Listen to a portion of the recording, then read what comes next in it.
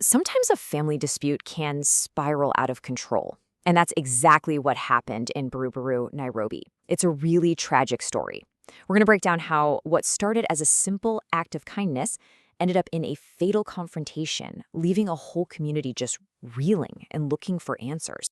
Just listen to these words from the victim's wife. They're just heartbreaking. See, she was with her husband only hours before he died. He laughed, and he actually promised he'd be right back for her. But he never made it. That promise was tragically broken. Her words, they just set such a somber, heavy tone for the devastating events that came next. So the victim's name was Collins Onyango, and police have confirmed yes, he was fatally stabbed during this domestic dispute. They already have a primary suspect in custody. But, to really get what happened here, we need to dig a little deeper than just the headlines. And think about this. Collins Onyango was only 41 years old. He was a husband, a father, and from everything we've heard, he was just a guy trying to help out a family member who was in a tough spot. His life was just cut short, right in its prime. And here's where things take a really shocking turn. The main suspect, just 17 years old. I mean, that huge age gap between the victim and the alleged attacker, it just makes you stop and ask, how on earth could things get so violent? Okay, so how did a simple attempt to help turn so deadly? What we've gathered is that Collins wasn't even the one in the original fight.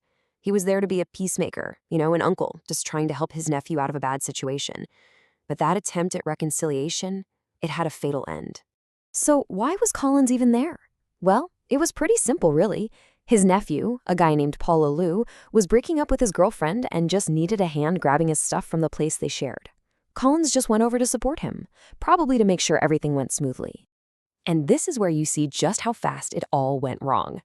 Witnesses say that almost as soon as Collins got there, a massive argument broke out. Neighbors even heard sounds of a struggle. And in all that chaos, the suspect allegedly grabbed a knife from the kitchen and stabbed Collins. It was a fatal wound. Right after the attack, they rushed Collins to the Edel Trust Jama Mission Hospital.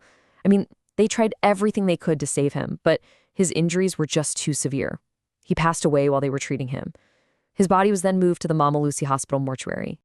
So this whole tragedy really makes you wonder, why? Why did just helping a nephew move his things turn so violent? And what we're seeing is that it all points back to a really troubled relationship at the very center of this conflict, one that apparently had a history of being pretty volatile. Yeah, and this is where the story gets a lot more complicated. So the nephew, Paula Lou, he's actually disabled, apparently from a gunshot wound years ago. Now, neighbors described his relationship with the suspect, Belinda, as just full of conflict. They actually called her very violent. And get this, they also claim she'd been reported to the police before. So it sounds like there might have been a pattern of aggression here that just tragically boiled over on that night. An act of violence like this, it doesn't just end one life. It sends these shockwaves, these ripples of grief through the entire family, the whole community. And now it's prompting a real call for change. And it's so important to remember, beyond all the details and headlines, the real human cost here. Collins Onyango wasn't just a name in a news story. He was a husband. He was a father to 2 kids who now have to grow up without him. It's just devastating. And in the aftermath of all this, the community is really stepping up and speaking out. This quote you see here from the Buruburu residents, it just captures their plea perfectly. They're urging families to find peaceful ways to solve problems, through counseling, talking it out, getting help. It's a powerful call to action, really, born from this incredible grief, all in the hope that it can prevent another senseless tragedy. And that really leaves us with this one big lingering question, doesn't it? This whole incident in Buruburu is just such a stark reminder of how fast a domestic dispute can escalate into something horrific. It forces all of us to ask, what can we do? What systems, what kind of support can we put in place as a society to make sure that family conflicts can be solved before they ever reach such a tragic, irreversible point? Because finding the answer to that question, well, it could literally save lives.